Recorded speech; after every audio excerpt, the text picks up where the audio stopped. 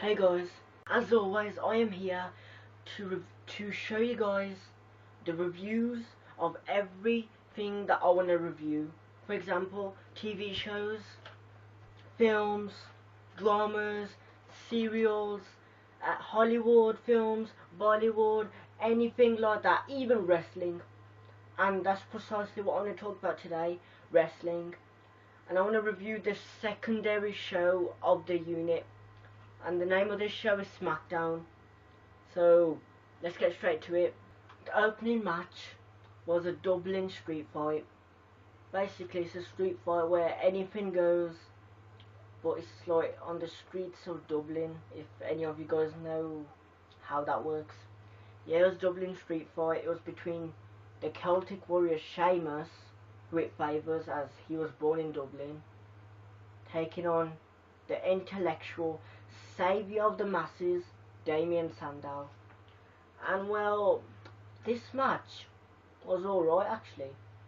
For a Sheamus match, it was alright. For a Damien Sandow match, it was extraordinary. This, from the start, from the get-go, it was just fast-paced, right from then. I mean, the match started, and we already have Sheamus giving clotheslines and punches, and then Sheamus gets taken out. Sandow goes for him, and then Sandow gets catapulted into the ring barrier. It's just like one of those fast-paced matches.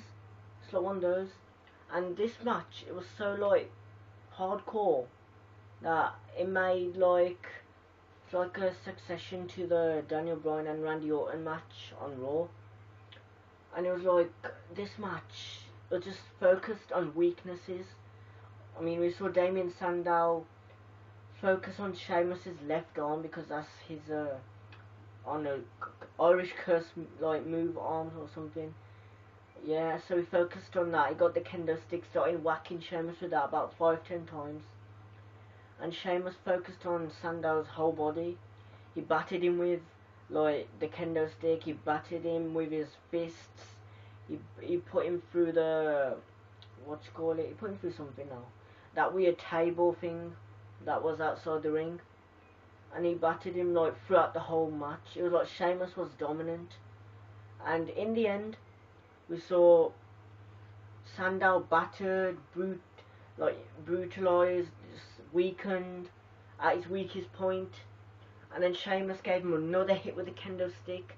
Sandow was just like full on out, 1%. So he used that 1% to sit down on a chair that was right behind him. And then Sheamus was like, yes, I've got him where I want him, and gave him the bro kick, whilst Sandow was sitting on the chair. And then that's how Sheamus won the match. And right after that match, he was like really happy. He even got like, during the match, he even got like he got a bag that had some potatoes in it, like rock hard potatoes, and he even hit Sandow with that. And after the match, he got some potatoes. He gave some potatoes out to the crowd. You know, he's a fan favourite. You know, his fan base is huge. He's the face. You know, all happy. So was Sheamus. You know, fella. No, Sheamus, you're going downhill. Just no, fella. Go away. No one likes you. Just go. Anyway, let's move on to the next segment of this show, known as Smackdown. The next segment was between Team Hell No, well, the former team known as Hell No, Daniel Bryan and Kane. Basically, Daniel Bryan was all in cahoots. He was all happy, excited. And it was like really enjoying himself that he got off the weak link obsession. He doesn't consider he's a weak link anymore. He beat Randy Orton on Monday Night Raw in a street fight. So right now he's probably thinking he's the best guy on the roster. And then Kane, you know, he's quite annoyed because he lost to Dean Ambrose again, and he's on a losing streak. So yeah, he's quite angry. And then Daniel Bryan's like, you know, it's all like, oh, I'm happy. Kane's like, shut up. You're distracting me. Go away. He does this weird spastic like noises, like he's got asthma. He's like. And then Daniel Bryan's there like, I'm here to inform you that if you do need any help during the match against Randy Orton, which, yeah, it was announced that Kane will face Randy Orton later on in the show. yeah, Danny Bryan was saying if you do need any help, he'll be on commentary with JBL and Michael Cole, just if you need some moral support. And Kane was there like, and then Danny Bryan was like, and Kane was like, and then Danny Bryan just went close to him and went, "Oh, happy friends." It's becoming a joke. How gay can you get? Who hugs anymore? Topless, oiled up. Oh my god, it's just vile and stupid and disgusting and crude and weird. It's just weird. Anyway, yeah, that's that done. Let's move on to the next thing to review. The next segment on the card was Miz TV and his guest, Paul Heyman. Before this segment was aired, we had the Paul Heyman and CM Punk apology 5, 10, 15 minute waste of television time story. Basically, Paul Heyman was in this Raw rebound thing.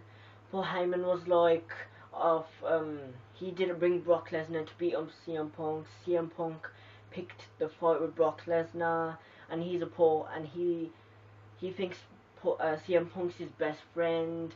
He said he loves CM Punk, which is possibly the gayest thing ever. And well, he was all like, "Oh, I'm your best friend. I'll never do this to you." The fans told me that they wanted me to fight CM Punk in 2005. I didn't, so you should return the favor by not getting rid of me in 2013. Then after like 5 minutes of no talking at all, CM Punk's like, "I'm sorry, I forgive you." And then they hug like gay people. So Miz TV, Miz is full on like hyped up. He immediately starts asking questions. He says that he thinks Paul Heyman's lying about the Brock Lesnar CM Punk thing, and well, he said that Paul Heyman thought that Brock Lesnar and CM Punk could even be a tag team. And then Paul Heyman's like, "Don't bring my personal life into it." And then Miz is like, "You wasn't supposed to bring that girl's personal life into it." And Paul Heyman gets so scared and he's like, "I'm not gonna bully you, Mr. Miz. The Miz, you're a former WWE champion and Intercontinental champion, and I won't bully you, but he will." And then Curtis Axel's theme song hits, and then there's Curtis Axel. Yeah, and then he comes to the ring. The Miz immediately makes remarks about Star Wars. He compares Yoda and Luke Skywalker to both Curtis Axel and Paul Heyman.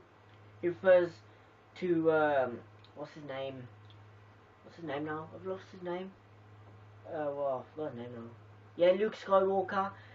I'm not a fan of Star Wars. Luke Skywalker compared to Curtis Axel, and he said that you are not your father. And then Curtis Axel gets all angry, gets his belt off, and then the Miz is like, "You want to fight? Fight right now and defend your Intercontinental Championship against me, the Miz, because I'm the Miz, and I'm..." And before he could finish off his catchphrase, Curtis Axel lays him out with a neck breaker thing, and then he leaves the ramp and he's all like, "You can never take this away from me. I'm the Intercontinental Champion." What are they gonna do with Curtis Axel, man? Who's he gonna lose to? The Miz, Wade Barrett, Dean Ambrose. Who? I can't wait for this guy to go and just leave. Just go. Same like Sheamus. Just go. Both of you have gay sex and get married. I don't know. Just go. No one likes you. Any of you. Just go. Yeah, let's move on to the next segment. Next on the card was a Divas match. It was the Divas champion AJ Lee taking on Natalia. And this was deja vu from Monday Night Raw. On Monday Night Raw we saw Caitlyn versus Oksana, and we saw AJ Lee come out dressed as Caitlyn, making fun of her. Basically, this is what happened on SmackDown. Even the match didn't even have to start, and Caitlyn came out with AJ's music. She was dressed as AJ, except she had bigger, like, you know, her ass was pretty big, and you know, she couldn't fit into that weird top. The boobs was like that. Yeah, And basically she started making fun of AJ, saying how she's been with people like CM Punk, Daniel Bryan, Kane, John Cena, Dolph Ziggler, even the timekeeper, the ring announcer, even Lillian Garcia. And I was like, what the hell is she on about? And then AJ gets really pissed off, and the match starts. Natalia tries to like beat up AJ, but AJ takes Natalia out. But then Caitlyn comes, starts skipping around the ring, and then this gives Natalia the chance to roll AJ up for the 1-2-3. And in all this commotion, Caitlyn comes into the ring, spears AJ, and then Biggie Langston thinks he's a superhero, puts AJ behind his back and just leaves the ring like and then Caitlyn's just in the ring like, yeah, I'm gonna be Divas Champion. Who knows, she might be. We just gotta wait and see. And that's that done. That's that match review thing done. Let's move on to the next one. Next two segments slash promos was so exciting, so amazingly good, so talented, so like eyeball dropping, so amazing, so exquisite, so no, I can't do it. That was boring. They were just terrible, simply terrible. It was, the first one was a blast from the past. So they're showing us like a match back which happened in the 1980s. It was Bret Hart versus some guy with a beard, and Bret Hart won via roll up. So yeah, that's the end of that. And the second promo was a promo for the Wyatt family, hyping their debut. They're taking so much television time for this, like, this trio or pair or whatever. It's ridiculous. I mean, television time is important. I like television time, but they're wasting how much television time? They've aired this promo about 100 times in the past month. When are you going to make them debut? Because it's getting so boring. Every time their promo shows, other people are like, but at the end of the promo they're like, there's just no, just stop wasting time and show them. Show if they're good, if they're talented, if they're jobbers, or if they're face or heel. Because right now, they're nothing. People are calling them creepy, spooky, scary, obnoxious, antagonizing, creepy, terrifying. But they're none of that. I've seen the promo so many times. They're nothing. They're not even scary. I laugh at them because the guy's got such a weird beard. So just show them. Show them. ASAP, show them, because I'm getting so bored of these promos. It's doing my head in. My head might just explode the next time I see a promo for the Wyatt family. So just show them. End of review. Let's move on to the next segment. Next, it was Randy Orton versus Kane. This match was advertised throughout the night, and here we are. Now we've got the match.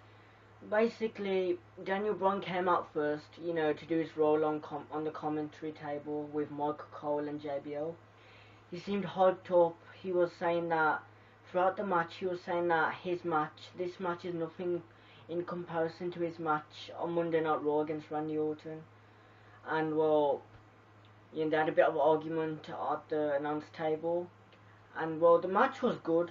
Randy Orton dominated most of it. We saw Kane give his like utmost best in most bits of the match, but in the end we saw Daniel Bryan motivating Kane, you know, going yes, yes, yes, motivating him. He going no, no, no every time he's down, and this led to Kane being out of the ring, and he's just like struggling to get up. Referee's on count of 4.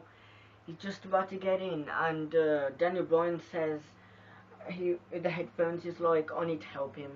So he takes them off, and then he rolls Kane inside the ring, and this enables Randy Orton to give Kane an RKO, and then Orton won the match. And then Kane's like, what the fuck? And then Daniel Bryan's just like, he just leaves quickly because he's scared or something like that. He just leaves, and he has like a smirk on his face, like, oh no, this could result in a heel turn. He could turn into a bad guy but we'll have to wait till, I don't know, Money in the Bank or something. But yeah, Randy Orton won via RKO. 1, 2, 3 done. Let's move on to the next match slash segment slash promo. The next match, or should I say squash match, was Ryback, or should I say Ryback, taking on the ultimate jobber known as Justin Gabriel. Throughout this whole match, all it was Justin Gabriel focusing on the legs, the tree trunks of Ryback, and were weakening him. And just as I thought Justin Gabriel was going to do some parkour shit, Ryback just reverses it and does a shell shock to win the match.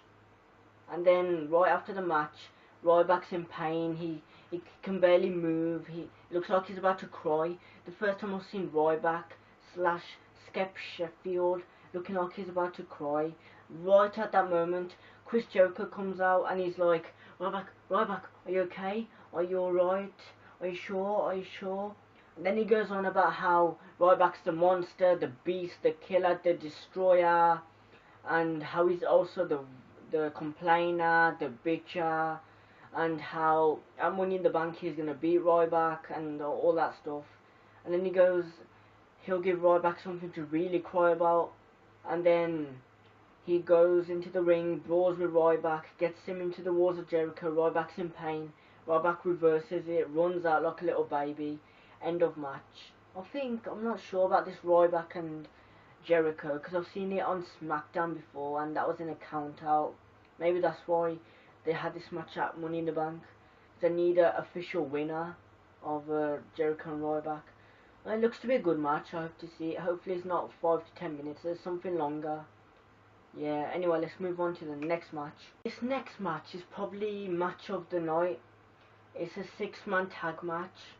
Christian, who's going to be competing in that ladder match, Money in the Bank, teaming up with the #1 contenders to the Unified Tag Team Championships, the Usos, Jimmy and Jey Uso, taking on the Shield, United States Champion Dean Ambrose, and the Tag Team Champions Seth Rollins and Roman Reigns.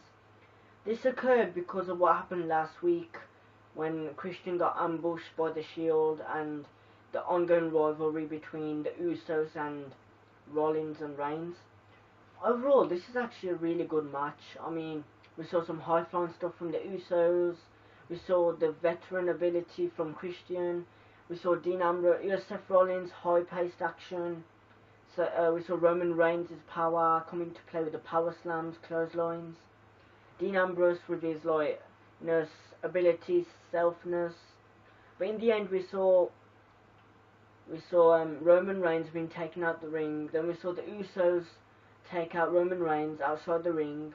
We saw Seth Rollins come in and do on some kind of missile overhead drop senton or something, taking out both of the Usos.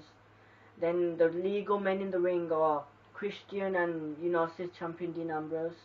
Dean Ambrose is like, what the fuck is going on? And then Christian's like, and then in the end Christian spears Dean Ambrose and wins the match for his team. And then they all celebrate and Christian hugs one of the Usos and they pick him up and they do some gay shit there. So yeah, that's, oh no, Money in the Bank, we'll see like the tag team match and we'll see Christian and Dean Ambrose compete in their separate Money in the Bank ladder matches. Overall, this was a great match and the future is looking bright. Even though Christian is probably going to retire in a few months. But yeah, he did good. And yeah, let's move on to the next and final segment of this show, known as Smackdown. Guys, I've reached the end of my review of WWE Smackdown. To watch more of my reviews, go to my previous videos and subscribe for future videos. This is just the beginning, and well, there's a long way to go. This channel will continue to expand, explore horizons and all that. So to know more, just like, rate and subscribe, and I'll see you guys later. I'm the Ultimate Review 100 person here, and I have got 7 subscribers, 93 left. So just help me throughout this journey to 100 subscribers. Till then, adios.